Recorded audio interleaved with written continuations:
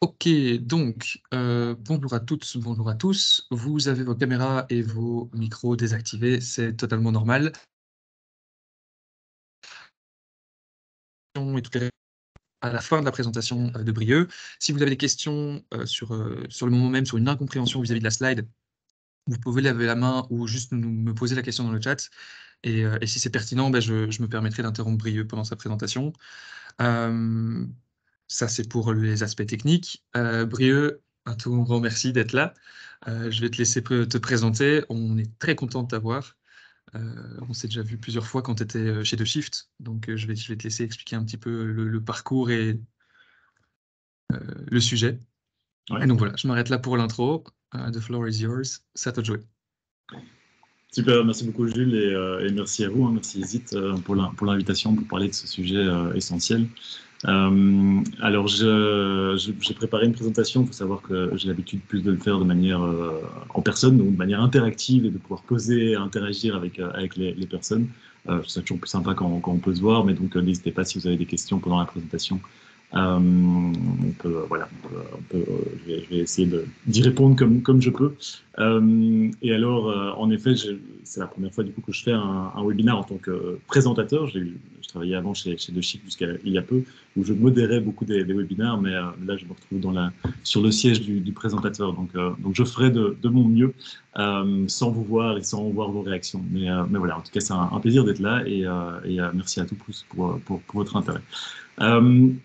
Alors, je vais vous parler de République démocratique du cobalt, hein, de l'exploitation minière au Congo où j'ai passé longtemps et ailleurs dans d'autres pays. Alors, un petit coup d'œil rapide sur l'agenda. On a une bonne heure, je pense, hein, pour aborder le sujet. Donc, je vais essayer de ne pas trop parler et puis de laisser un peu de la place aux questions-réponses, mais je vais commencer un peu par m'introduire, me présenter et puis présenter un petit peu mon livre, hein, République démocratique du cobalt et les raisons qui m'ont poussé à écrire ce livre. Je vais vous parler un peu du processus d'acquisition des terres et de réinstallation. Donc, c'est le processus sur lequel j'ai travaillé beaucoup au Congo, mais aussi au Sénégal et en Guinée. On va passer en vue un petit peu les impacts sociaux de l'extraction minière dans un pays comme le Congo, les impacts environnementaux de l'extraction, et puis là c'est plus une manière de lancer un petit peu la discussion, comme on parlait de l'impact de notre dépendance croissante vis-à-vis du numérique, quels sont les narratifs qu'on entend régulièrement et qu'est-ce qu'il faut faire en fait. Je ne dis pas que j'ai la solution parfaite, mais je pense que c'est important d'en discuter en tout cas. Et puis voilà, une petite conclusion et un question-réponse. Alors, qui suis-je? J'ai travaillé, donc à la base, j'ai fait la communication avec une spécialisation en communication pour le développement. Et un peu par hasard, j'étais intéressé de travailler dans le domaine de la coopération internationale. Je me suis retrouvé à faire un stage au Burundi. Et au Burundi, on m'a envoyé sur un site minier au Congo qui était géré par une entreprise américaine. Et voilà, j'étais plus destiné à travailler dans le domaine associatif et puis je me suis dit pourquoi pas travailler pour appliquer des normes de performance internationales sur des sites miniers et s'assurer que les impacts de l'entreprise minière sur les populations locales est le moins négatif possible et sur l'environnement. Et voilà, je me suis retrouvé à travailler 4 ans sur ce projet minier au Congo, dont je vais vous raconter un petit peu l'histoire et dont je raconte l'histoire dans le livre. Je travaillais aussi quelques mois sur une étude sur le travail des enfants et les conditions d'exploitation dans les sites miniers artisanaux et comprendre un petit peu la chaîne d'approvisionnement du cobalt, donc toujours dans la région où j'étais au Congo, dans le sud du Congo. Je travaillais sur un site d'exploitation d'or au Sénégal, à l'est du Sénégal, près de la frontière malienne, et un site d'exploitation d'aluminium, de bauxite, qui devient ensuite l'aluminium en Guinée. Et voilà, alors en 2018, je me suis dit, je suis photographe aussi en parallèle, je prenais énormément de photos quand j'étais au Congo, et je me suis toujours dit, il faut que je fasse quelque chose avec ces images, et à un moment, je me suis dit, il faut que je partage ces images et que je les utilise pour informer le public et de manière accessible, un large public sur les enjeux miniers dans un pays comme le Congo, mais de manière générale en Afrique ou voire ailleurs dans le monde, informer sur la dépendance croissante vis-à-vis de l'extraction. et aussi rapprocher les enjeux miniers des consommateurs. Donc en fait, en Europe, on n'a plus beaucoup de mines. On parle maintenant de plus en plus de réouvrir des mines en Europe, mais on n'a plus beaucoup de mines et en fait, la chaîne d'approvisionnement est tellement distante qu'on n'est plus connecté en fait à ces enjeux d'extraction et aux dégâts que cela cause. Et donc, il y a plus de une perte de responsabilisation d'une certaine manière, parce qu'en fait, on ne se rend pas compte. C'est pas un manque de volonté, enfin, quoique ça dépend évidemment pour qui, mais en tout cas, il y a une nécessité de rapprocher ces enjeux et de faire comprendre qu'on est tous, en fait, partie prenante de l'extraction, parce que d'une certaine manière, on est tous consommateurs. Je voulais changer le narratif sur la RDC, parce qu'en fait, la majorité des récits que je voyais sur le Congo et puis en particulier sur les enjeux miniers, c'était des représentations très négatives, que je trouvais très stigmatisantes et qui renforcent une certaine forme de paternalisme, voire de discrimination et de racisme. Et je me suis dit, c'est important de. Voilà, les narratifs que je voyais étaient beaucoup des narratifs d'enfants dans les mines, de pauvres creuseurs, etc. Or, c'était une partie de la réalité, évidemment, hein, c'est de la réalité, mais ce n'était qu'une partie de la réalité. Ça ne correspondait pas à ce que je voyais quand j'étais sur le terrain. Moi, j'étais entouré d'acteurs de changement, de personnes qui avaient envie d'améliorer les choses pour eux, pour leur famille, pour leur région. Et je me suis demandé, tiens, pourquoi est-ce qu'on ne partage pas ces histoires-là? Donc, j'ai envie de partager ces histoires-là. Maintenant, évidemment, je ne pouvais pas faire un récit 100% positif sur l'extraction minière. Donc voilà, j'ai essayé de partager un petit peu les différents points de vue dans ce livre.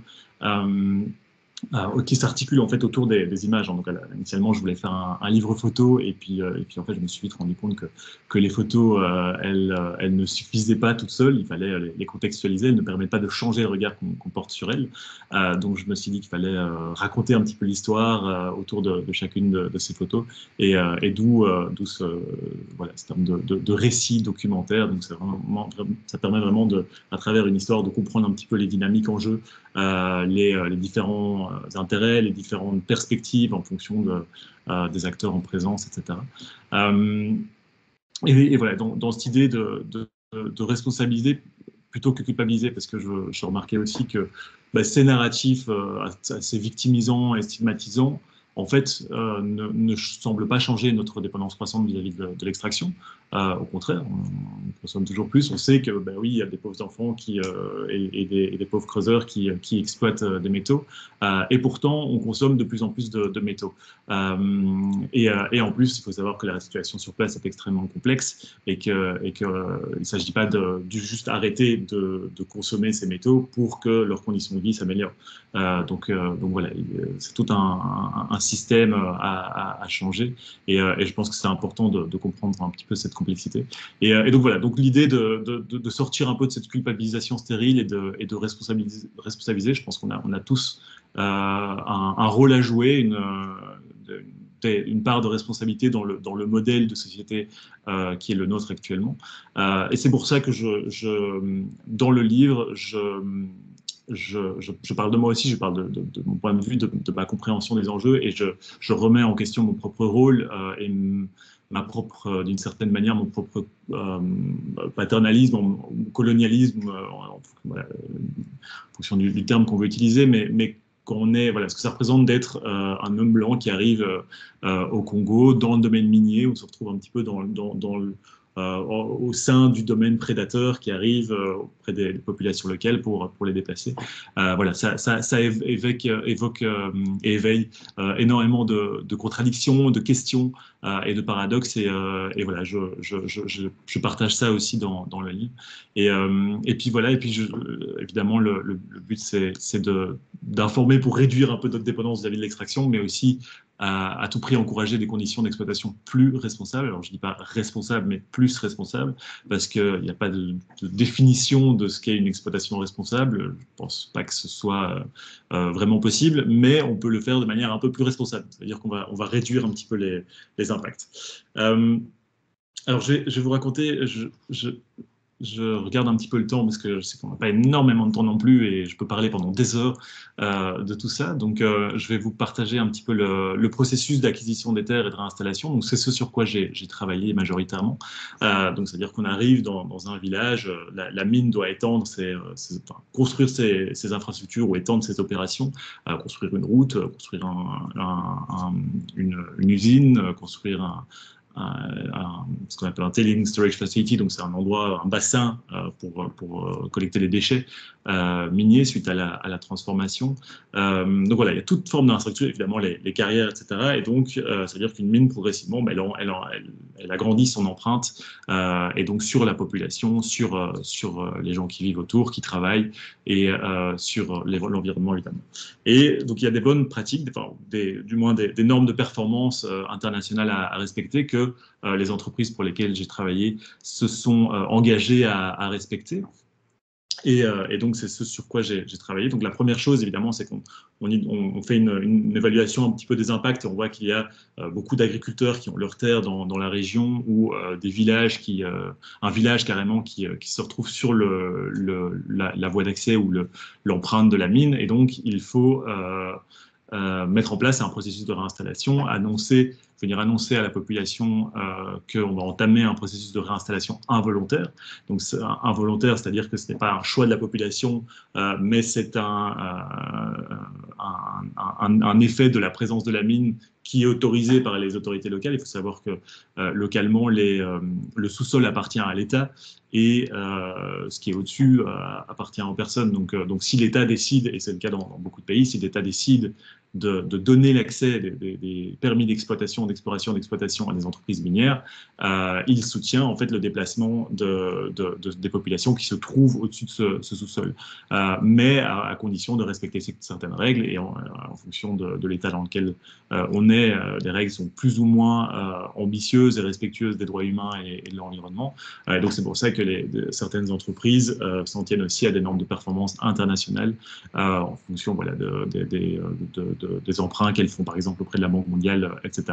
Et donc voilà, donc, là on arrive dans le village pour annoncer la réinstallation du village.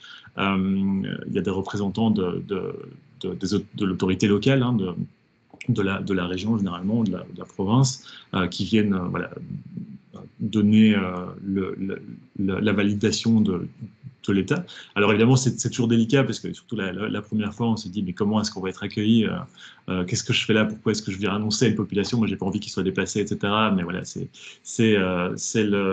le prix du développement comme on l'entend. Globalement, là où j'ai travaillé sur ce projet-là en particulier, la population, voilà, ça s'est plutôt bien passé parce que les relations entre l'entreprise et les communautés étaient relativement bonnes. Et donc voilà, on n'a pas été accueillis avec des pierres, mais ça dépend évidemment d'une région, d'un pays à l'autre.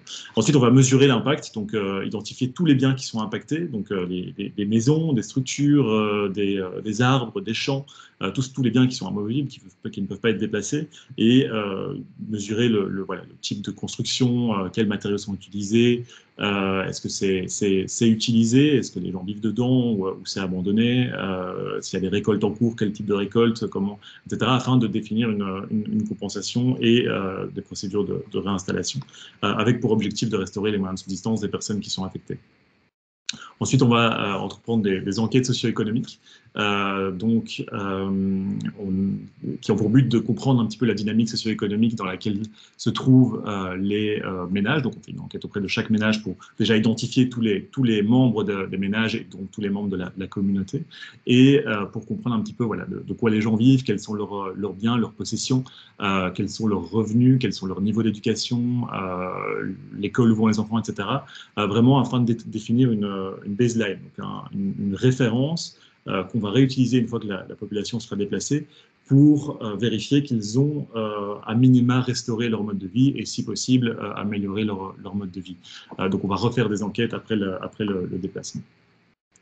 Ensuite, on engage tout un processus de consultation. Hein, donc, c'est un processus de réinstallation peut durer plusieurs années, en particulier quand il s'agit d'un village qui est réinstallé.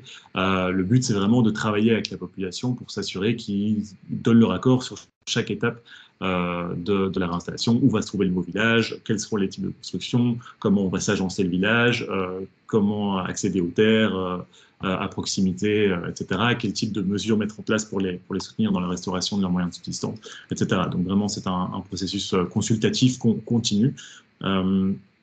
Avec un comité de représentation notamment. Ensuite, on va construire le site de réinstallation, donc le nouveau village avec la main-d'œuvre locale. Donc, on essaie de donner le plus possible l'emploi aux travailleurs du village qui est affecté.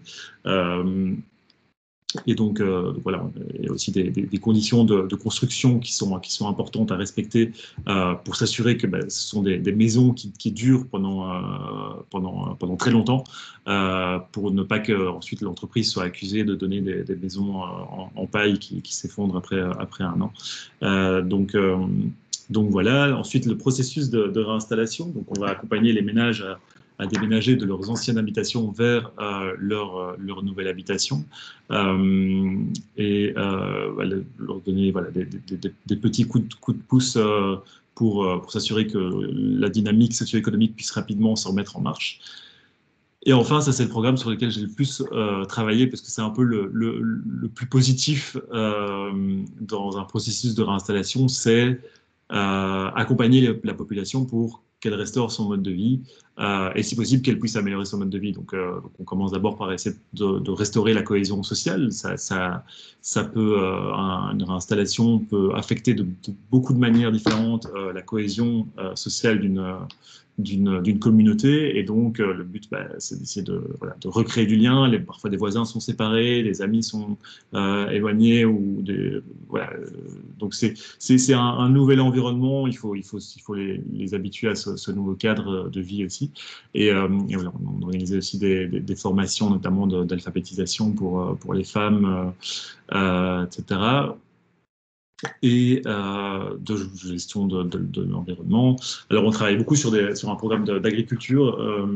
Le but, c'est, comme énormément de personnes affectées sont des agriculteurs, le but, c'est quand leur terre est affectée en particulier, et c'est souvent le cas quand le village, le lieu de vie est déplacé parce qu'ils s'éloignent de leur terre, et donc il faut leur donner accès à une nouvelle terre à proximité du village, ce qui peut poser beaucoup de problèmes dans des régions où la densité de population est très importante, parce qu'il y a beaucoup moins de terres, et du coup il faut mettre en place de nouvelles activités génératrices de revenus, ou bien continuer sur l'agriculture, mais essayer de permettre des rendements similaires ou des revenus similaires sur des surfaces plus petites. Donc là, c'était pas le cas. Il y avait encore pas mal de terres. Donc le but, c'est de mettre en place un programme d'accompagnement qui permet là, il y avait tout un processus de distribution d'intrants agricoles pour les aider à relancer leur production agricole et retrouver des rendements assez rapidement. Mais on a essayé d'intégrer aussi un processus de formation sur des pratiques agroécologiques. On a mis en place un programme d'agroforesterie aussi. Donc le but, on travaille avec des ONG locales qui ont cette expertise et qui viennent appuyer les populations. Et voilà, toujours dans un but de restaurer, ou si possible, évidemment, améliorer le mode de vie et les modes de production, et pas les rendre encore plus dépendants en distribuant des intrants qu'ils ne peuvent en plus après pas s'acheter. Il faut aussi restaurer l'entrepreneuriat local. Donc il y a beaucoup de commerçants qui sont affectés, donc c'est toute la dynamique commerciale de leur commerce qui est affectée. Donc leurs clients sont déplacés, voilà, quand on est réinstallé dans un nouveau village, on se dit c'est une nouvelle opportunité, on a envie de lancer un nouveau commerce, on va se dire on va lancer une nouvelle affaire, et donc voilà, on essaie d'accompagner ces projets entrepreneuriaux, donner une petite bourse, un processus de formation, etc., pour les aider à mettre ça en place. Voilà, donc ça c'est le processus de réinstallation. Quand on fait en sorte que ça se passe bien, alors c'est extrêmement complexe, il y a énormément de dynamique en place, et en jeu je vais revenir un petit peu là-dessus, mais d'autres formes d'impact. Et donc, c'est dans l'idéal, ça devrait bien se passer. La population restaure son mode de vie, améliore son mode de vie, est très heureuse, etc. Mais c'est pas toujours le cas. Et ce genre de processus n'est pas appliqué sur tous les projets miniers, loin de là. Donc ça, c'est important de s'assurer que ce soit déjà le cas. Et puis, avant tout, minimiser le plus possible l'impact sur les populations. Donc, essayer de faire en sorte que les infrastructures de la mine puissent contourner la vie locale. Mais voilà, c'est pas toujours le cas. Alors, il y a d'autres intérêts de la mine pour l'intérêt de la présence de la mine pour les populations et l'État, évidemment, c'est qu'elle crée de l'emploi, elle stimule l'économie locale, permet la construction d'infrastructures, beaucoup notamment d'écoles. L'entreprise construit des écoles, soutient le système d'éducation, soutient la construction d'hôpitaux, de centres de santé, des infrastructures de transport, des routes, et entretient ces routes, soutient la culture locale aussi, des infrastructures de sport, organise des compétitions. Et donc, parfois, c'est même tendancieux parce que la limite entre la responsabilité de l'entreprise et celle de l'État est assez difficile à délimiter, parce que là où un État est peu présent, eh ben la population, elle attend énormément de l'entreprise, et l'entreprise doit voilà, pouvoir mettre cette limite. Elle génère évidemment des impôts. Bon, il y a évidemment énormément de problèmes de gouvernance et de corruption, mais dans l'idéal, l'idée, c'est que ça doit pouvoir générer des impôts et voilà, remplir les caisses de l'État, et idéalement, afin de diversifier l'économie et de développer une économie durable qui ne dépend pas de l'extraction des ressources. Donc je parle bien dans un monde idéal. Là, au Congo, il y a une règle qui demande aux entreprises minières de reverser 1% de leurs bénéfices dans un fonds pour le développement local. Donc, compte tenu des moyens en jeu dans le monde minier, 1%, ça représente très rapidement plusieurs millions, voire plusieurs dizaines de millions, qui permet de financer des infrastructures. Après, voilà, la question se pose de quel type de projet de développement mettre en place, etc. L'exploitation minière artisanale plutôt que l'agriculture. Alors, c'est un enjeu qui est, je l'ai dit, mais très complexe, hein, l'exploitation minière artisanale, c'est-à-dire qu'il y a beaucoup de gens qui quittent l'agriculture pour pouvoir vivre de l'exploitation minière artisanale, parce qu'elle permet de rapporter un revenu plus rapidement, plus direct, là où l'agriculture, ben, c'est plus dur, on a éventuellement un revenu, ou en tout cas un moyen de subsistance à terme, mais ça varie aussi en fonction des saisons et d'un climat qui change. Donc l'exploitation minière artisanale, ben, elle a l'avantage de fournir, voilà, on travaille dans la mine dans des conditions très très difficiles, évidemment, mais elle fournit un revenu qui est plus intéressant souvent que l'agriculture manuelle, telle qu'elle est pratiquée en tout cas dans la région, dans beaucoup de régions du monde. Évidemment, tout ça augmente la dépendance vis-à-vis de l'extraction. Donc, ce sont tous des systèmes de dépendance qui se créent autour de l'extraction et qui sont autant de résistance au changement. Donc, au plus on extrait, au plus on va créer de la résistance à une sortie de ces dynamiques extractivistes. Donc, c'est important de garder ça à l'esprit. Et puis, évidemment, quand on travaille sur un site minier, on est constamment confronté à comme je l'ai dit, des paradoxes, des déchirements intérieurs, parce qu'on est face d'une certaine manière, à de la destruction, à des transformations, des modes de vie locaux assez importants qui sont le fait de certaine manière du développement international, de la mondialisation. Et voilà, je voulais passer un petit peu en revue, évidemment, quelques impacts sociaux. Alors là, on voit, c'est un village. Je vous ai pas dit en fait, mais j'ai développé ma présentation beaucoup autour des photos que j'ai prises là-bas. Évidemment, je trouve que parfois des photos valent 1000 mots. Donc voilà, ça vous permet de vous plonger un petit peu dans l'univers de la mine au Congo. Des nuisances. Donc vous voyez là, c'est un village qui avait été réinstallé. On voit la carrière en arrière-plan. On se demande, bah, tiens, jusqu'où elle va s'étendre la carrière, est-ce que le village va devoir être réinstallé? Normalement, il faut à tout prix éviter ça, mais malheureusement, c'est parfois le cas. Évidemment, ben, la présence de la mine crée énormément de pollution de l'air aussi, du fait de la poussière, modification du paysage, je l'ai dit, de bruit, c'est des grosses machines, des explosions dans la carrière à proximité, etc., qui émanent des gaz qui sont enfermés dans le sol, etc. Donc c'est beaucoup de nuisances, des dangers, évidemment.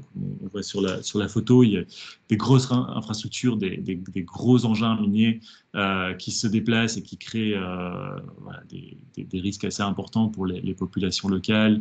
Et en même temps, mais la mine construit, dans ce cas-ci par exemple, c'est une route qui ne devrait pas être utilisée par les personnes de la communauté parce que on construit, quand on fait une évaluation d'impact de la mine, on essaie de comprendre aussi les dynamiques de mobilité des populations locales. Et donc, si l'empreinte de la mine, la route de la mine, par exemple, ici, passe par un chemin qui est fréquemment utilisé par les populations locales, et ben, on va essayer de construire une voie alternative pour ces populations qui permet d'éviter de passer par des routes où passent d'énormes engins miniers.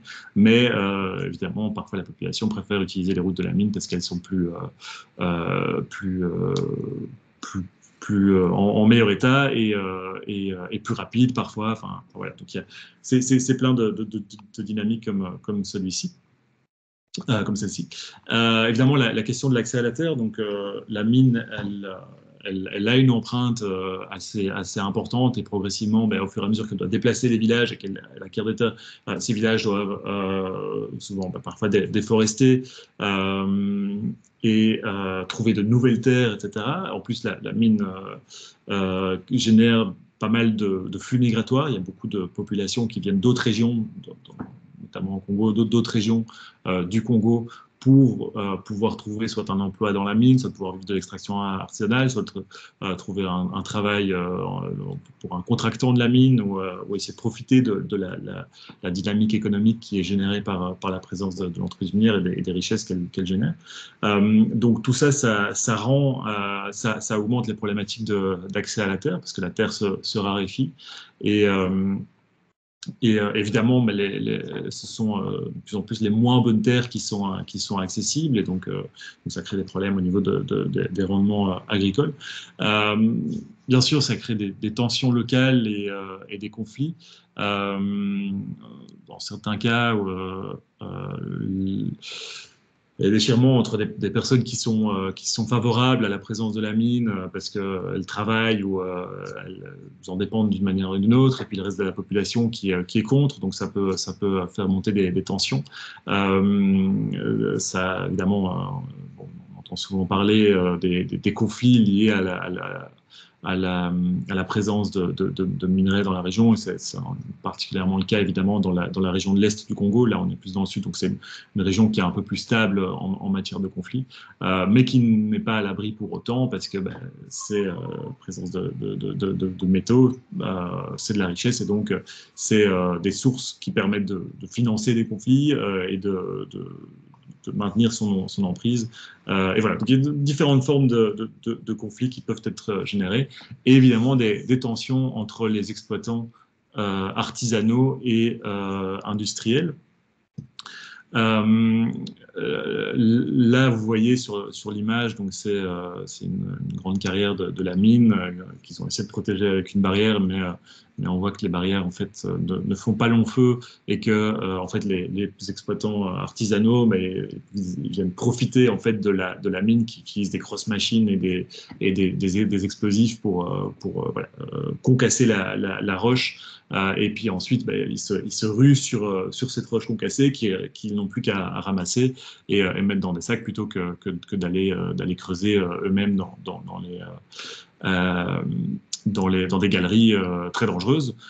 Et donc la mine essaie d'écarter le plus possible les creuseurs artisanaux et les chasser des sites où évidemment la teneur en minerai est importante.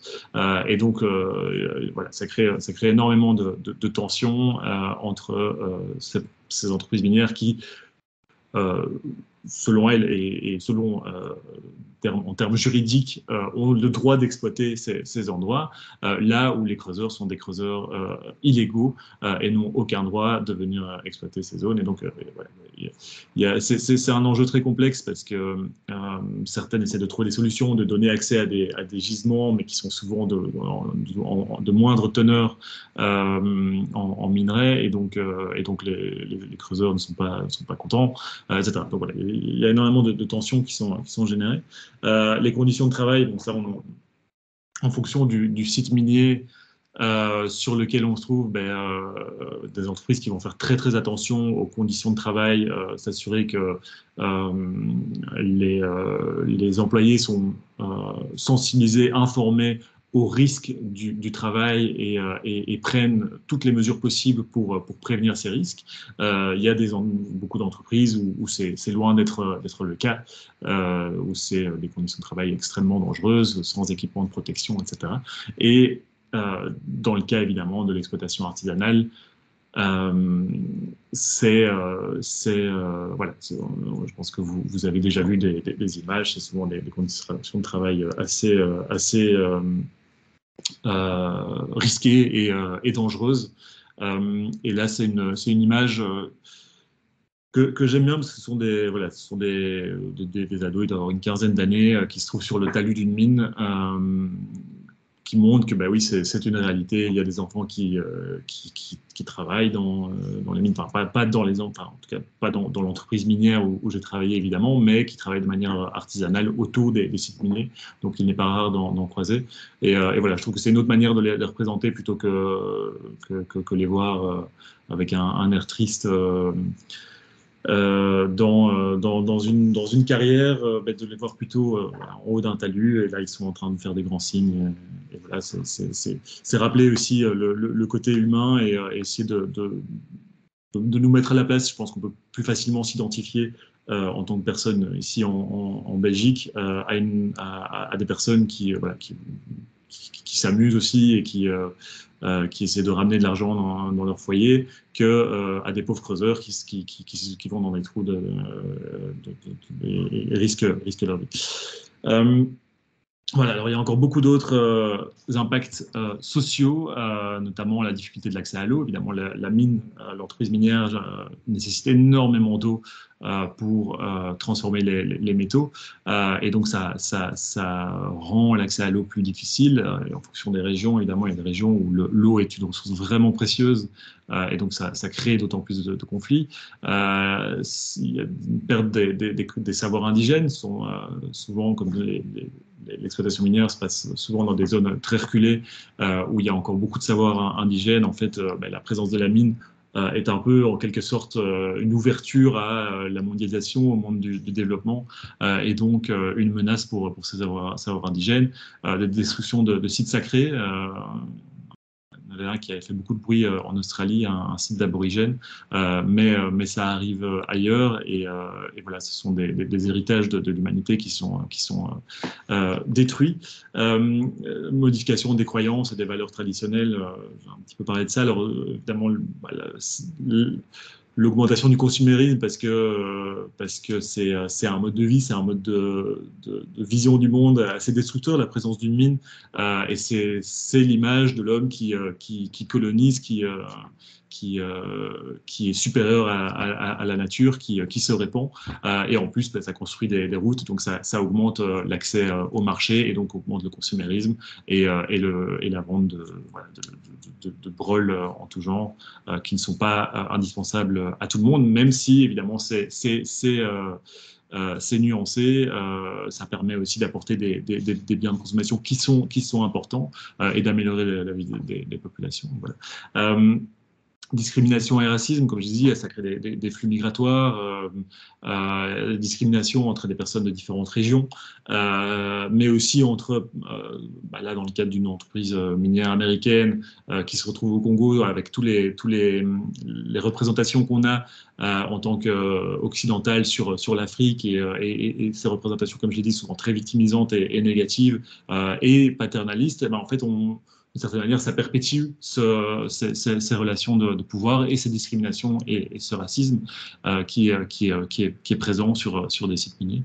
Problème de corruption, de gouvernance, évidemment, ça, voilà, c'est un problème majeur autour de l'exploitation des ressources, en particulier en Afrique, mais évidemment pas que.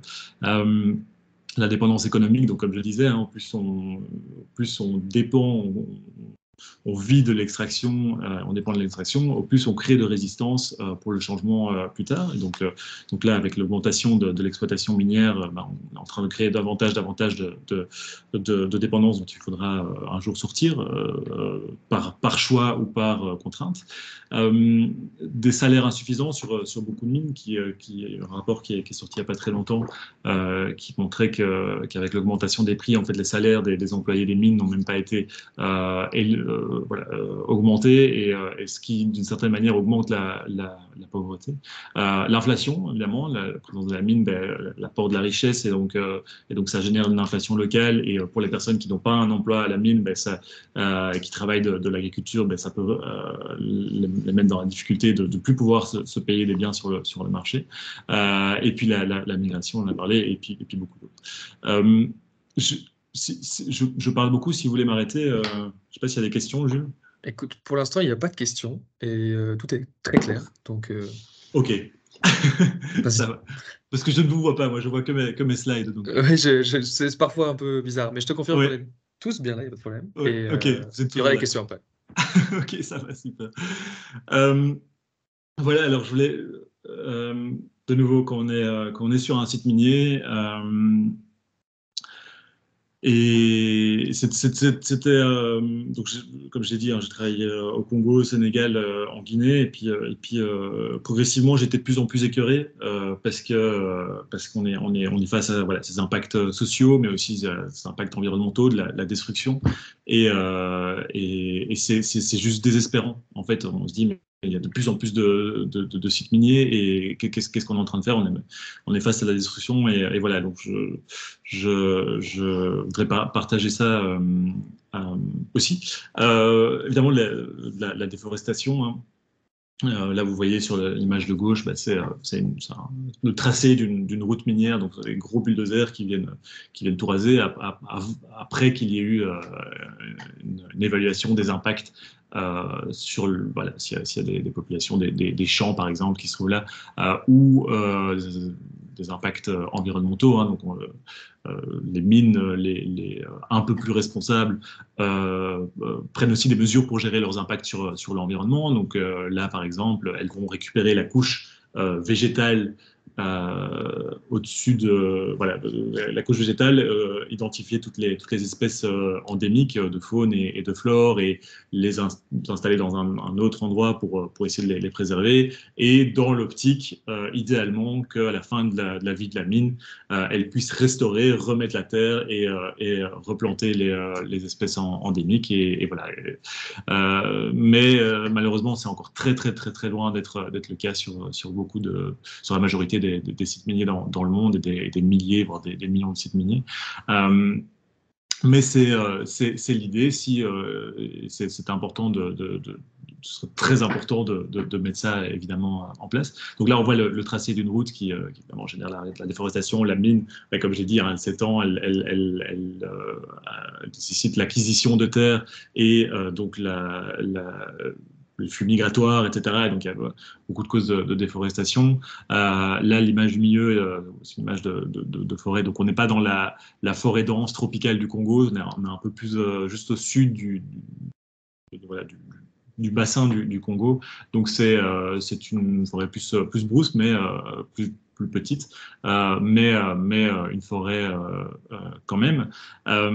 Et puis à droite, vous voyez, c'est la déforestation pour la production de charbon, le charbon qui alimente évidemment les ménages qui ont besoin de se chauffer, de cuisiner, etc. Et aussi parfois pour faire tourner des machines et des usines minières dans la région de moyenne taille qui utilisent généralement du charbon pour fonctionner. Donc voilà, c'est pas facile. La déforestation n'est pas le seul fait la mine n'est pas la seule cause de l'entreprise, de la déforestation, mais d'une certaine manière, elle contribue massivement à cette dynamique, même si elle peut évidemment aussi mettre en place en parallèle des projets de reforestation. Mais voilà, dans un cas d'accès des terres qui se réduisent, de terres disponibles de terres qui deviennent moins disponibles, c'est d'autant plus difficile évidemment. Dégradation des sols évidemment. Donc là,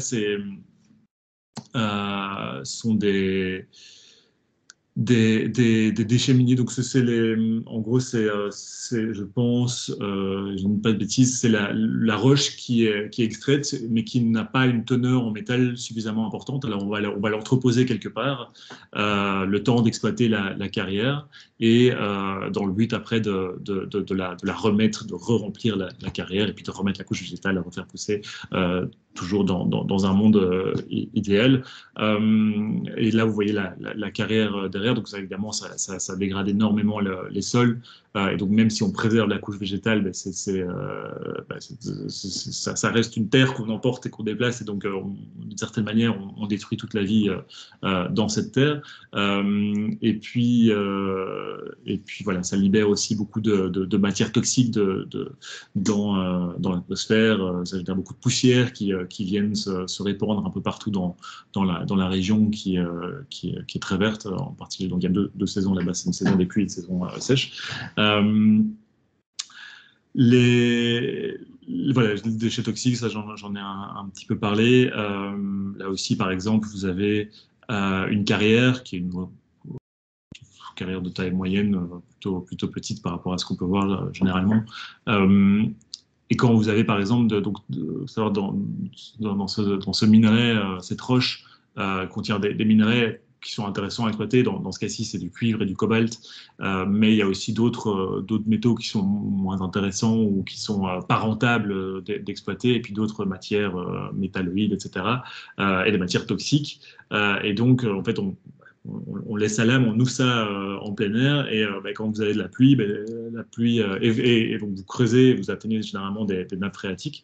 Là, je ne sais pas si c'est le cas, mais on voit où il y a un tuyau, donc il pompe l'eau pour évacuer l'eau du fond de la carrière pour pouvoir continuer à exploiter.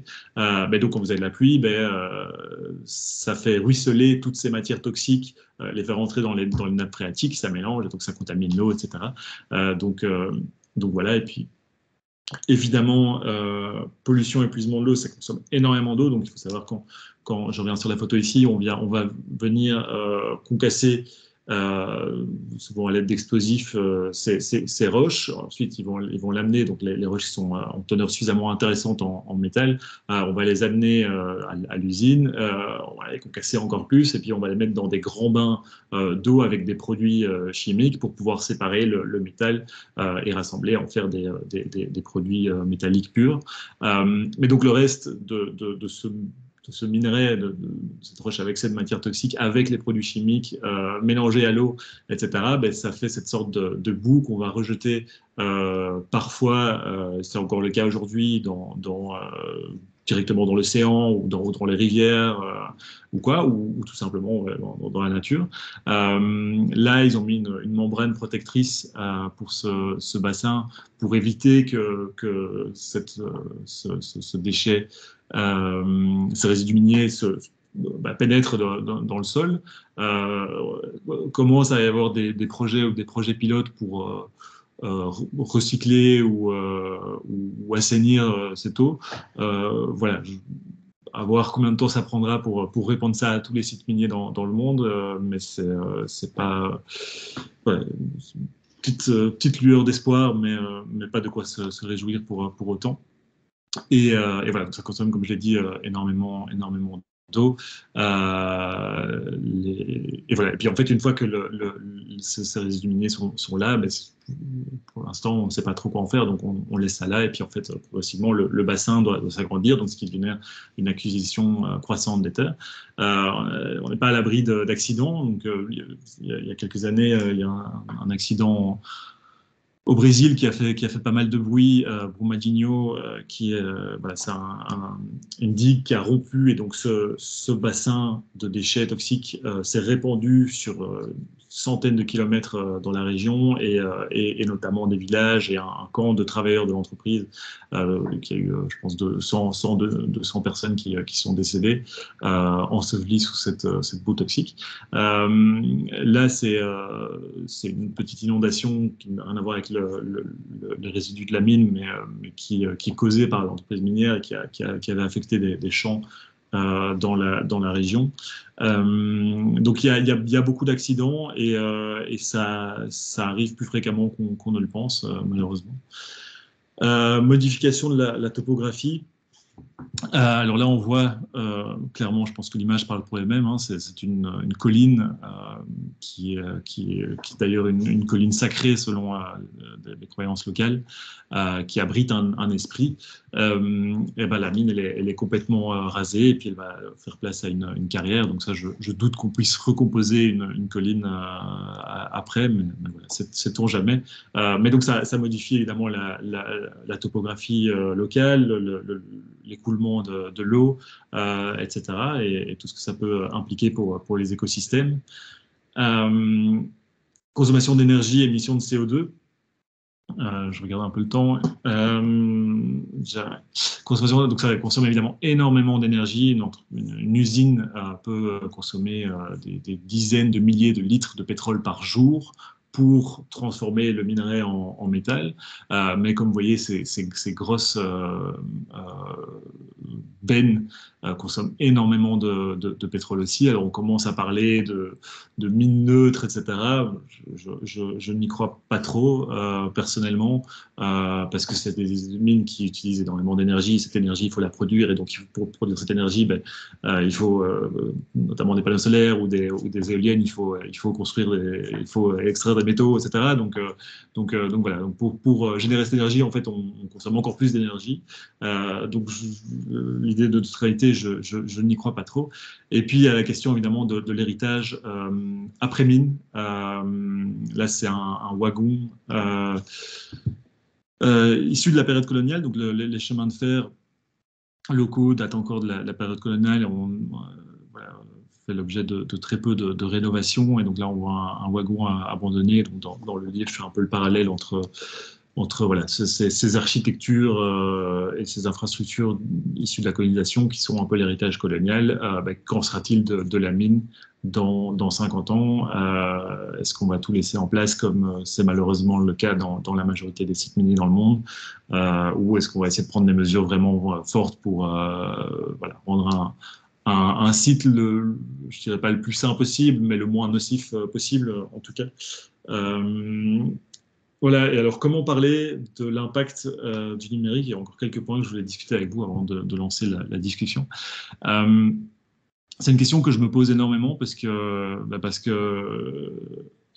voilà, je trouve cette image illustre bien cette idée. J'étais au Congo, donc là derrière on voit l'usine de la mine, et puis il y avait un ami avec qui j'étais au Congo qui partage cette photo sur son réseau social préféré, Congo Green, où on voit les belles collines vertes, et puis moi je regarde, je vois derrière, et je vois en fait les mêmes formes, mais pas vraiment green, donc cette usine poussiéreuse et plein de tuyaux.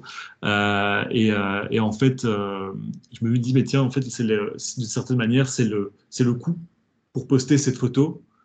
eh ben c'est ce que devient l'environnement derrière. Donc, pour poster cette photo de Congo Green, en fait, il faut énormément de câbles, de serveurs, une connexion Internet, il faut construire évidemment le téléphone, et c'est souvent le téléphone qui revient en mémoire, mais en fait, il faut penser à toute l'infrastructure autour du numérique, et je pense que Isit est bien là pour nous le rappeler. Mais tous les outils de télécommunication, etc., contiennent évidemment des métaux, et donc voilà, c'est cette idée de coût réel en fait pour poster cette photo, ben, c'est ce que ça cause. Et ça pose la question aussi de la représentation et de voilà comment parler. Je l'ai dit au début, j'étais assez dérangé par les représentations souvent très victimisantes et négatives de l'exploitation minière et donc comment en parler. Moi je pense qu'il faut avoir une conversation honnête. C'est ce que j'essaie de faire et dire voilà, ça ce sont les impacts. Est-ce qu'on est prêt, est-ce que c'est le prix qu'on a envie de payer pour continuer notre mode de vie, en sachant que on va augmenter l'exploitation minière. Moi, je pense pas. Je fais tout pour que ce soit pas le cas, pour que mon empreinte métallique soit la plus moindre possible, et empreinte carbone évidemment. Mais voilà, comment est-ce qu'on transforme ça à l'échelle de la société? C'est un peu la question. Évidemment, c'est une situation extrêmement complexe, aux narratifs multiples. Ce qu'on entend surtout, c'est qu'on a besoin de métaux verts. On entend surtout souvent métaux verts, vu comme sévères, pour la transition écologique. Bon, on nous redonne le terme vert parce que c'est pour la transition écologique, mais en fait, dans cette transition écologique, en fait, il y a tout. Hein. C'est évidemment la production d'énergie, mais c'est toute l'électrification de notre société. Donc, c'est les voitures électriques, transport, enfin, la digitalisation, etc. Donc oui, pour construire des panneaux solaires, pour construire des éoliennes, pour stocker l'énergie, on a besoin de métaux, c'est une certitude. Mais quel modèle est-ce qu'on veut? Selon certaines projections, l'extraction de certains métaux, le cuivre, le cobalt, le lithium, devrait être multiplié par 3, 4, 20. Alors on a déjà des niveaux d'exploitation extrêmement importants, et la teneur en métal dans le minerai tend à diminuer parce qu'on a déjà exploité évidemment les minerais, les gisements les plus intéressants. Donc ça veut dire qu'on doit extraire plus de minerais pour avoir moins de métaux, et on doit multiplier ça par 3, 4 les quantités extraites actuellement. Donc alors, évidemment, les projections, elles dépendent en fonction de la modélisation. Est-ce qu'on fait tout l'électrique, on place toutes les voitures ou quoi? Mais voilà, ça varie énormément. L'Union européenne doit réduire sa dépendance vis-à-vis de la Chine pour les métaux stratégiques jusqu'à 25%. Alors oui, tout à fait. Enfin, on est dépendant beaucoup de la Chine. Et l'entreprise minière où j'ai travaillé, dont je vous raconte l'histoire, a été une entreprise américaine à la base, a été rachetée par une entreprise chinoise qui a voilà, une majorité de contrôle de l'exploitation de cuivre et de cobalt dans la région maintenant. Donc oui, mais comment? Voilà, l'Union européenne est en train de s'activer un peu sur ces questions-là pour voir comment essayer de regagner une sorte de contrôle stratégique des métaux. Et ça implique d'ouvrir des mines responsables en Europe. Alors oui, qu'est-ce que responsable? Personnellement, je suis pas contre, mais voilà, mettons tout en œuvre pour que ce soit vraiment le moins nocif possible. Et voilà, exploiter les nodules des fonds marins, qu'on connaît très peu, ni vu ni connu, parce que voilà, c'est très loin, on ne sait pas, on s'en fout.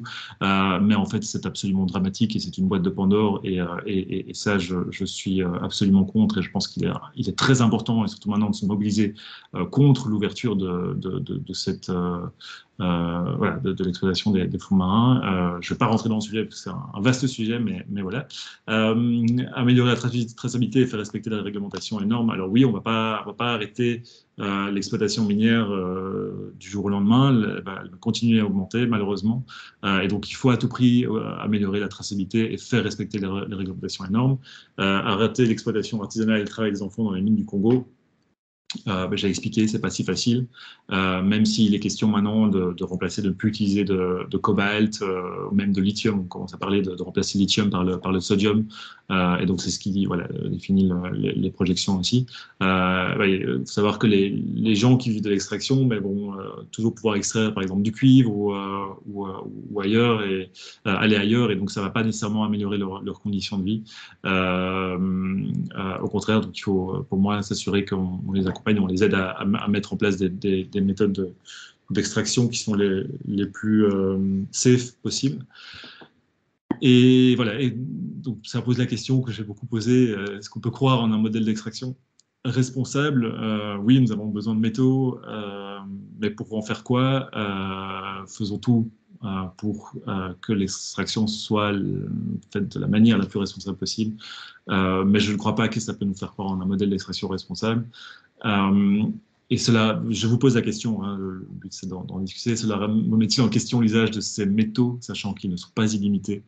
Et ça, c'est une question très très importante, et je pense que ISIT est là pour en parler et informer beaucoup. Faut-il donner la priorité aux énergies renouvelables, au gadget IT, à la 5G, au cloud, avec tout l'impact, l'empreinte que ça a, qu'on ne voit pas, remplacer toutes les voitures électriques par des voitures thermiques, ou repenser la mobilité, avoir des voitures partagées de plus petite taille, plutôt que des SUV, etc. Donc je pense que c'est des questions qui sont absolument essentielles et qui doivent vraiment venir au centre des débats sur l'extraction minière. Et voilà, et donc reconnaître notre dépendance croissante vis-à-vis de l'extraction et entamer une cure plutôt qu'augmenter la dose. Là, on a tendance à augmenter la dose. Je pense qu'il faut parler des enjeux miniers de manière honnête et entamer une sérieuse cure. Et voilà, je pense que Isit est là pour le faire. Donc merci beaucoup, Isit. On Et essaie. voilà.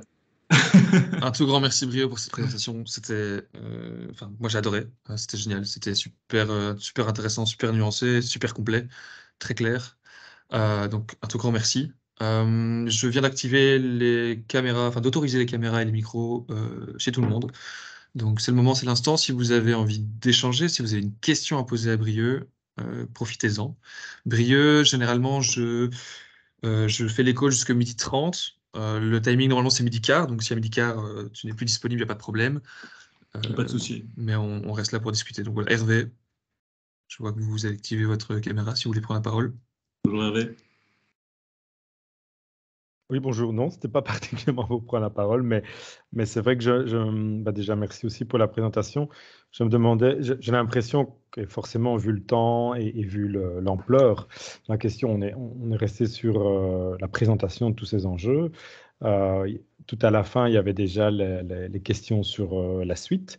Est-ce que toi, Brieux, tu as déjà repéré des espaces, des organisations où on y travaille vraiment à ce futur souhaitable? Quand je dis futur, c'est relativement proche, hein. Et aussi, alors, des espaces où les populations, on va dire, locales, hein, concernées par ces extractions minières directement, ont aussi une forme de voix, de représentation, parce que finalement, ici, bon, on est qui on est, hein, une partie une partie importante, mais qu'une partie des questions. Voilà, c'était... si tu nous conseillais d'aller au-delà de tout ce qui a déjà été dit, mais sur disons, entre guillemets, le futur, le prochaine étape, ce serait quoi tes recommandations de lecture, de participation, etc. Merci. C'est une vaste question. sur les recommandations du futur souhaitable pour ici en Belgique, ou sur l'exploitation minière de manière générale? Sur un peu tout ce que tu as abordé, et puisqu'on sait que les scénarios probables, c'est ça et ça et ça, comment on y réfléchit, même plus que ça, on travaille à des options, alors des petites options techniques, des options politiques, des options sur les narratifs, je n'en sais rien, hein, à quel niveau de réponse, mais où tu as l'impression qu'il y a quand même une approche un peu plus systémique et qui irait dans la bonne direction voilà, je sais pas. Mais je pense qu'il y a énormément mouvements et de discussions en cours qui sont vraiment intéressantes et qui tendent à croître. Notamment, je pense à lui parce que je viens d'écouter un podcast, mais Philippe Biou, qui parle beaucoup des enjeux, qui a écrit un livre, je pense, que je n'ai pas encore lu d'ailleurs, mais qui voilà, développe voilà, un modèle de société. Je pense qu'il y a des plans qui sont développés sur comment sortir un petit peu de notre empreinte carbone sans déplacer en fait le problème ailleurs. Je pense que les débats sur la décroissance sont super intéressants. Pas que la décroissance soit la solution, mais qu'ils ouvrent voilà, différentes perspectives et qui tendent vers une société de post-croissance, parce qu'effectivement, je pense que tout le démontre, tant qu'on est dans une logique de croissance, en fait, c'est-à-dire qu'on augmente la production et la consommation d'énergie et donc l'extraction. Donc, il y a un moment, il faut voilà, sortir de cette logique de croissance, que ça passe par la décroissance directement. Je pense que c'est très important. Il y a beaucoup de discussions sur la sobriété. Je pense que la sobriété est clé, y compris en termes d'enjeux géostratégiques. L'Europe est extrêmement dépendante de la Chine, mais aussi d'autres pays pour la production de biens de consommation, mais aussi pour voilà, ces métaux stratégiques dont on a besoin pour produire l'énergie de demain.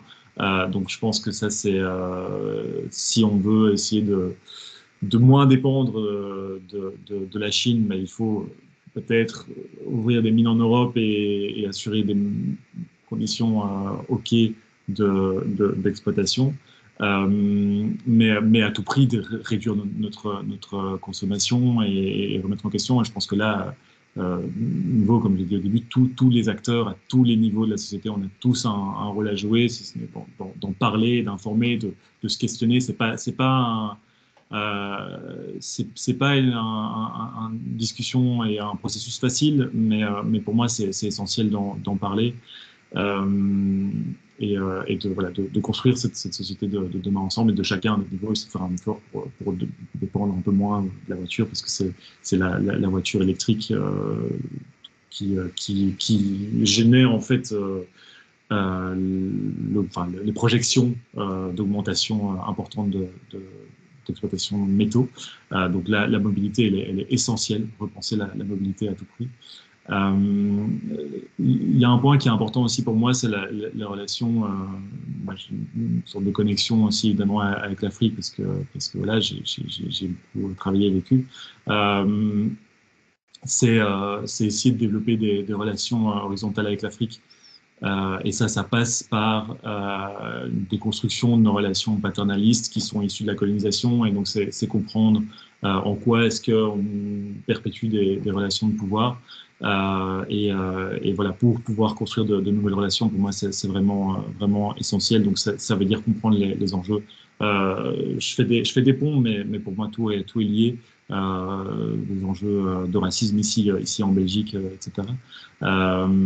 Et voilà, assurer on a peut-être des connaissances en matière de mines plus responsables ici en Europe. Essayer de travailler avec les pays d'Afrique qui sont dans cette dynamique-là d'exploiter leurs ressources, les aider à faire en sorte que ça se fasse de manière la moins destructrice possible pour les populations locales et l'environnement. Voilà, un peu dans beaucoup de directions. Je profite aussi, du coup de faire le pont avec le secteur automobile. Laura pose une question dans le chat. Laura, je ne sais pas si tu souhaites prendre la parole, sinon je poserai la question pour toi, mais oui, je te laisse prendre la parole.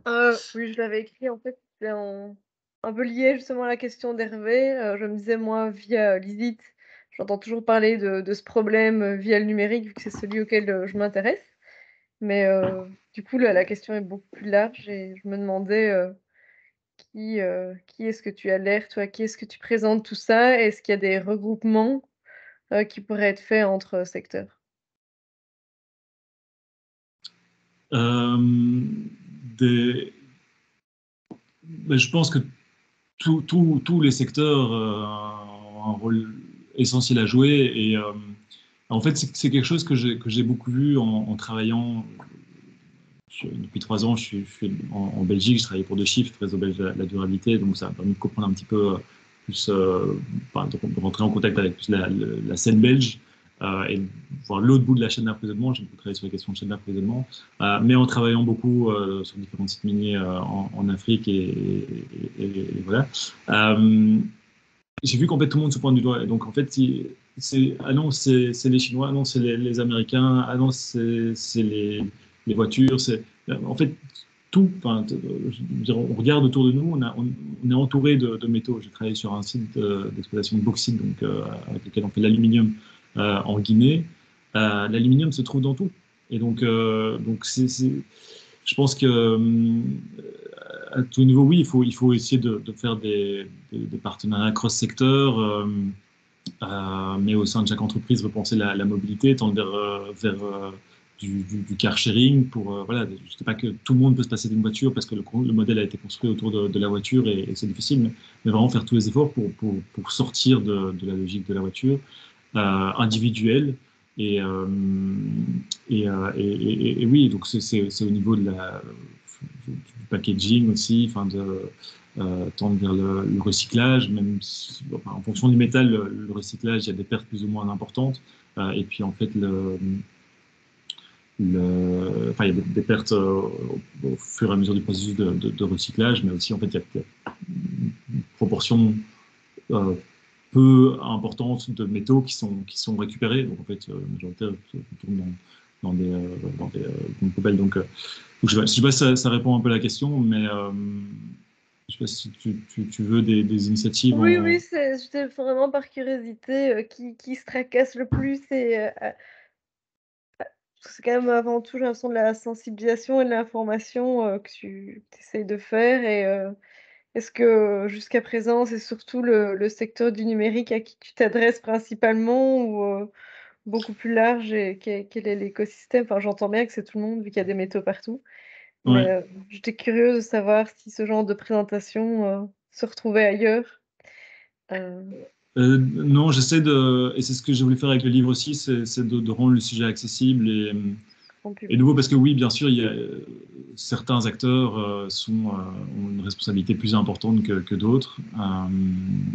Et voilà, mais de nouveau, je pense qu'on a, dans une société, si on veut garder une société démocratique, on a tous un rôle important à jouer là-dedans, à définir la norme de la société qu'on veut. Et donc oui, c'est pour ça que je voulais m'adresser un peu à tout le monde et essayer de faire prendre conscience qu'en fait on est tous un peu dépendants de ce système et qu'il n'y a que ensemble qu'on peut le changer. Ok, merci. Je me suis permis de partager ton site dans le chat pour quand même te faire un petit peu de pub. Parce qu'il faut le rappeler, nos webinaires sont gratuits et publics. Bien sûr, on les organise principalement pour nos membres, mais c'est aussi libre pour tout le monde. Et tu interviens gratuitement, il faut le rappeler aussi. Donc déjà, un tout grand merci. Et donc, pour ceux que ça intéresse, vous avez le site de Brieux et donc ces autres projets dans le chat. Et je laisse la parole à Ghislaine qui a une question. Merci beaucoup. Je voulais d'abord remercier la présentation qui est très pertinente et d'actualité dans le monde et particulièrement en RDC. J'ai 2 petites questions. La première, qu'est-ce qui vous a inspiré d'intituler votre livre République démocratique du cobalt? Démocratique du cobalt. Ça a attiré mon attention. Et la deuxième question, est-ce que vous envisagez organiser ces types de rencontres à plusieurs publics? Parce que, par exemple, tout m'a intéressé, particulièrement la responsabilité sociétale. Est-ce que vous pensez organiser ces types d'échanges avec les entreprises, par exemple? Ça peut être des entreprises qui sont dans les secteurs ou les secteurs connexes. Merci. Merci pour vos questions, très bonnes questions. République démocratique du cobalt, eh bien, déjà, ça a été très difficile de trouver un titre qui illustrait ce dont je parle dans le livre, parce que je parle, voilà, je parle évidemment de ce que je vous ai raconté aujourd'hui, mais je parle de moi aussi, de tout ce que ça avait en moi, des relations entre moi en tant que blanc belge de surpoids au Congo avec des Congolais. Et donc voilà, et puis je suis tombé sur oui, cette idée de titre République démocratique du Cobalt parce que l'histoire se passe au Congo, je parle beaucoup du Congo et voilà, donc je voulais faire un clin d'œil à ça et rappeler le côté évidemment métal et puis aussi faire référence à ce côté république, rappeler que le Congo est un État indépendant qui fait aussi ses décisions. Je pense que c'est important à rappeler. Qui a évidemment de l'ingérence étrangère, notamment autour des enjeux des ressources naturelles, et puis démocratiques, parce que, ben, je l'ai dit, hein, moi je crois profondément à la démocratie, mais je pense que la démocratie, elle vient avec une part de responsabilité des citoyens. Et donc là, je voulais accentuer ça. Et puis Cobalt, je devais un peu choisir entre cuivre et cobalt parce que c'était une entreprise des deux. Je pense qu'on parle pas mal de Cobalt pour l'instant. Et donc voilà, j'ai choisi Cobalt. En plus, ça rime presque avec Congo, donc c'était presque parfait. Et alors, votre autre question, à qui s'adresse cette présentation? Mais de nouveau,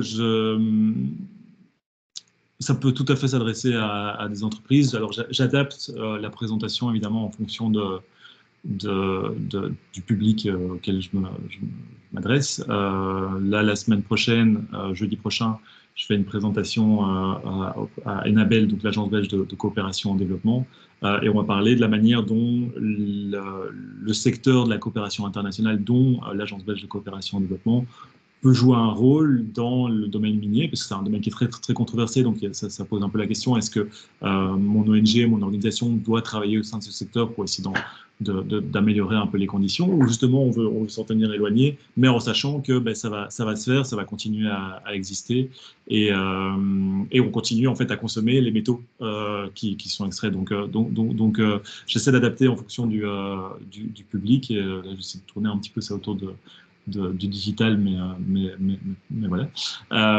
Et voilà, et en fait, je suis en train il y a différentes formes. Hein. Il y a une exposition photo aussi avec les photos que vous avez vues aujourd'hui. Il y en a d'autres aussi, qui permet de rendre ça accessible à un plus large public qui n'est pas sensible aux enjeux, mais juste donner un premier accès à la compréhension de ces questions-là. Et puis aussi avec le livre, évidemment, l'intention, c'est de raconter une histoire. Je pense que c'est important de vulgariser un petit peu ces problématiques extrêmement complexes à travers les récits. Et voilà, on a envie de dire des histoires, on a envie d'écouter des histoires. En fait, notre société elle est construite autour d'histoires. Donc voilà, c'est important d'adapter le média au type de public.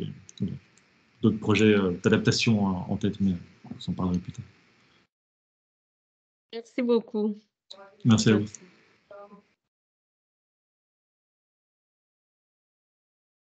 Je reprends la parole. Je ne sais pas s'il y a d'autres questions. Moi, j'ai toujours des questions aussi, mais je les garde pour la fin, sinon je ne laisse pas le temps de parole aux autres. Mais donc, si quelqu'un a une question, ou tu veux rajouter quelque chose? Je vois qu'Olivier a partagé dans le chat les rapports et le travail de Systex d'Aurore Stéphan, et que je recommande évidemment vivement, qui est une grande source d'inspiration pour moi, pour comprendre un petit peu plus Moi, je travaille beaucoup sur les questions sociales, les dynamiques sociales autour de l'extraction, mais Aurore Stéphan et Systex font un travail phénoménal d'analyse de tous les sites miniers dans le monde et de leur impact sanitaire et environnementaux. Donc, je recommande très très vivement ces conférences et ces webinaires en ligne. Et alors, de partager le rapport d'Amnesty International. Pour la petite anecdote, ce rapport, si c'est bien celui-là, c'est ce qui a déclenché l'étude sur laquelle j'ai travaillé sur les conditions de travail des enfants dans les mines au Congo, qui a été commandée. En fait, dans ce rapport Amnesty, condamne les PME, Samsung, Apple et consorts, en disant qu'ils sont liés à du travail des enfants, ou que du moins ils ne peuvent pas prouver qu'ils ne sont pas liés à du travail des enfants. Et donc ces entreprises ont commandé via l'université de Berkeley une étude pour essayer de comprendre les dynamiques et voir comment est-ce qu'on peut faire en sorte de sortir les enfants des mines, quel programme mettre en place, etc. Et donc voilà, c'est sur cette étude que j'ai travaillé qui était très intéressante. Je te confirme que c'est bien celle-ci. Et alors, petit ajout, j'en ai parlé dans mon mémoire rapidement, mais donc pour ceux que ça intéresse, le rapport fait 92 pages. À la page numéro 58 du rapport, vous avez en fait les réponses des entreprises et comment elles se défendent vis-à-vis des accusations. Ouais. C'est très, très complexe de tracer, mais dans le cadre de cette étude, on a identifié un peu toutes les communautés dans la région qui jugent de l'extraction minière ou à proximité d'un site artisanal ou industriel. Et on a identifié, je pense, plus de 400. Et de ces 400, on devait faire une sélection de 150 et puis aller dans tous les villages, faire des enquêtes auprès d'une vingtaine de ménages de chaque village pour comprendre un petit peu voilà, la dynamique socio-économique de chaque village, aussi faire des études de l'impact sur la santé, de l'exploitation artisanale, etc. Et en fait, on a essayé de retracer un peu la chaîne d'approvisionnement. Et en fait, c'est vrai que tout se mélange, il y a beaucoup d'intermédiaires, etc. Et donc, en fait, c'est vrai que le minerai, enfin, le métal d'une entreprise, minerai peut être mélangé au fil de la chaîne avec du minerai issu d'un site où des enfants travaillent. Donc, ça ne veut pas dire que des enfants ont travaillé sur ce minerai, mais voilà, c'est très complexe. Olivier, tu t'entends pas? Si j'enlève mon mute, c'est mieux. Ouais. Je voulais te remercier évidemment pour l'intervention. En profiter pour rappeler effectivement qu'on a déjà eu des interventions sur le sujet. J'ai mis aussi l'intervention d'Aurore qu'elle avait fait pour l'ISITBE. Elle en a fait plein d'autres que vous pouvez retrouver sur YouTube depuis lors.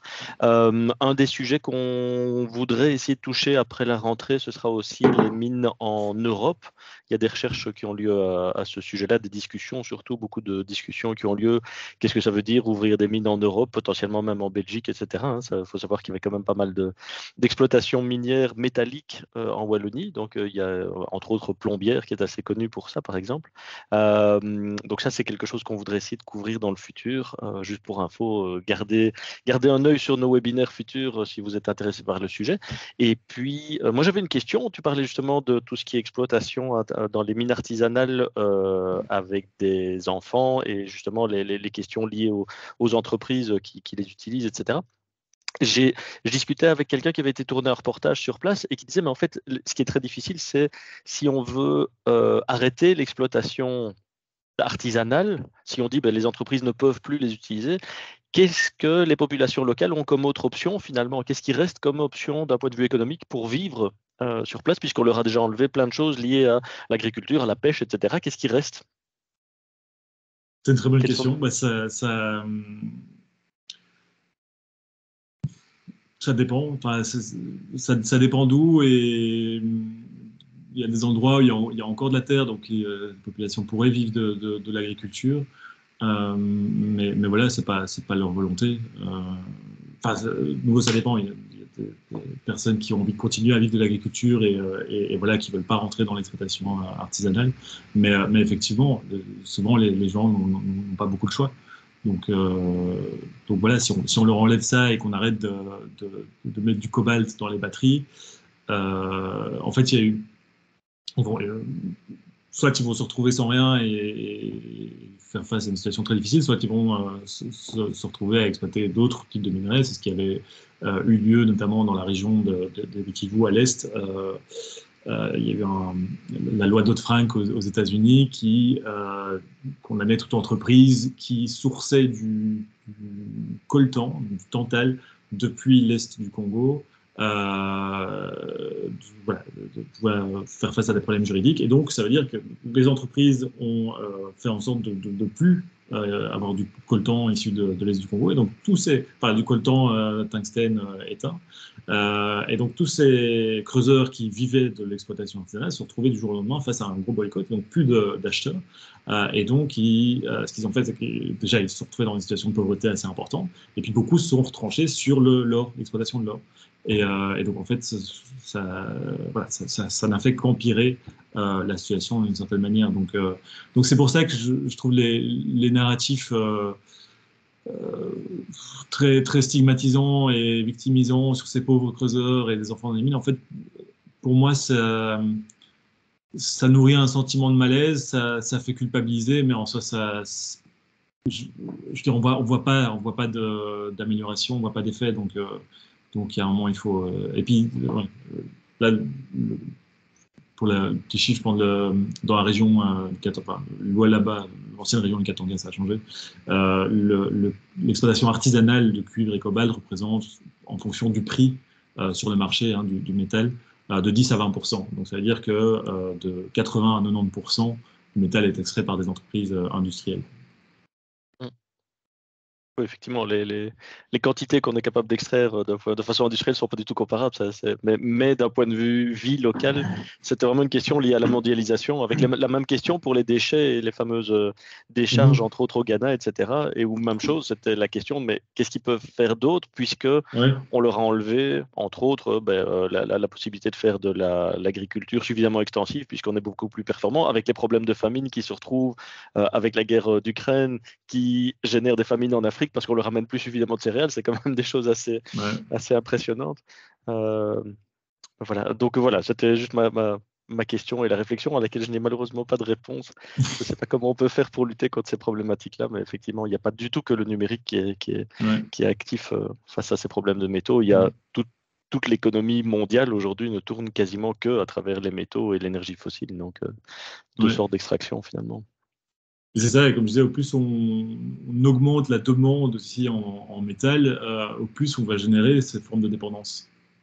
Dans un moment, on ne sait pas comment on va sortir, mais voilà.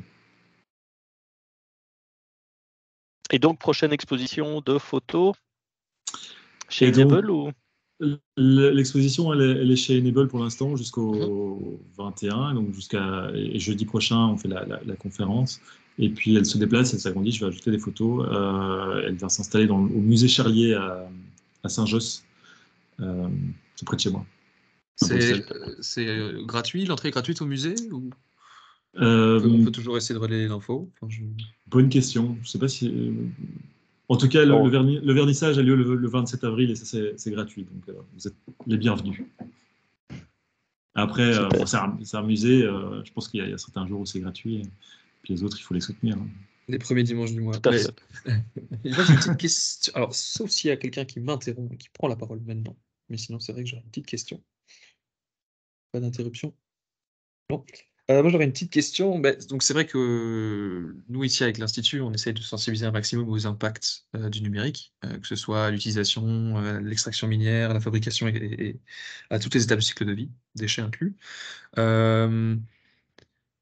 Et on parle des problématiques qui sont assez complexes, qui sont globales, qui ne concernent pas juste une entreprise, qui concernent des États, qui concernent des pouvoirs supranationaux, qui concernent des industries tout entières. Sur cette question de dépendance et effectivement de consommation de ressources, qu'est-ce qu'une entreprise peut faire de façon très concrète, si ce n'est réduire en fait sa dépendance, augmenter la durée de vie des équipements, on en parle, donc minimiser la consommation de ressources, c'est d'optimiser un maximum les outils numériques. Et qu'est-ce que tu vois, quels conseils on peut donner aux entreprises? Tu parlais de mobilité, est-ce qu'il y a autre chose? Oui. Premièrement, évidemment, réduire sa consommation, donc travailler sur la réutilisation, réparation, mobilité partagée, etc.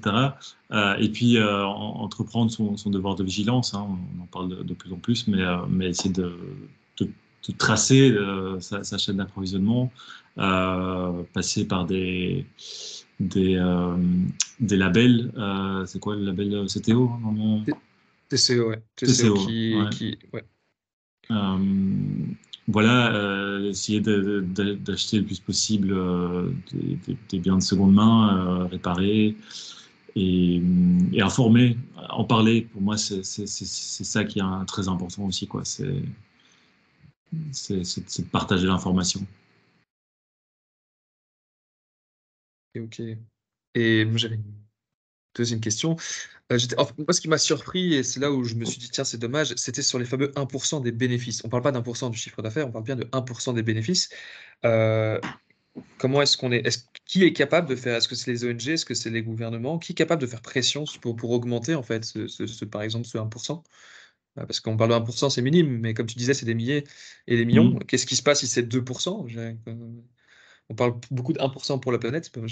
Quand est-ce qu'on passe à 2% de la Ouais. planète, ou comment est-ce qu'on passe à 2%?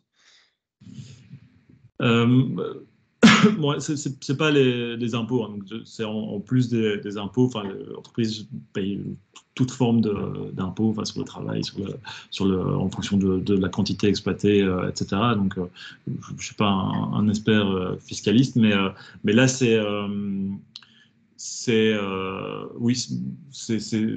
oui, c'est important. Oui, enfin, c'est 1% pour le Fonds social, donc pour financer des projets de développement. Alors, oui, il faut toujours se battre pour que ce soit un peu plus, et donc sortir d'une logique de profit, plutôt aller dans une logique de partage. Je suis peut-être un petit peu idéaliste. Oui, moi aussi, parfois. Moi aussi. Bon, je pense qu'on va arriver au bout. Il est bientôt 12h30, donc on aura tiré jusqu'au bout du call. Si quelqu'un a encore une question, interrompez-moi. Mais sinon, on va clôturer. Encore un tout grand merci pour ton intervention. Je sais pas si quelqu'un a une intervention, un avis à donner sur le sujet. Moi, je suis toujours preneur d'avis ou de contradictions. Peut-être que quelqu'un, voilà, croit que en fait c'est possible de continuer à exploiter, qu'on peut croire en un modèle d'extraction responsable. Je sais pas. Non. Écoute, on dirait pas. Dans tous les cas, on a partagé donc ton site. Pour ceux que ça intéresse, donc on va vous renvoyer un lien vers le replay. Tu me diras, Brio, si tu souhaites partager tes slides ou non. Et alors, je mettrai sûrement ton mail en copie. Enfin, je mettrai sûrement en copie du mail, comme ça les gens peuvent te contacter si ça va pour toi. Très bien. Ça marche. Bon, bah, j'arrête l'enregistrement. Hop, arrêtez l'enregistrement.